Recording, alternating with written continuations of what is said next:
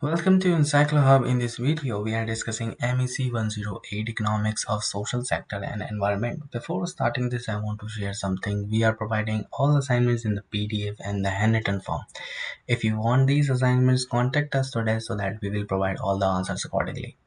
In this subject, you can see there are lots of questions given here that we have solved already. If you are looking for the answers according to the subject and according to the word limits, contact us today so that we can provide all the answers before your last date. Thank you so much for watching. If you need handwritten assignments, if you have no time to write these assignments, so you can contact as well.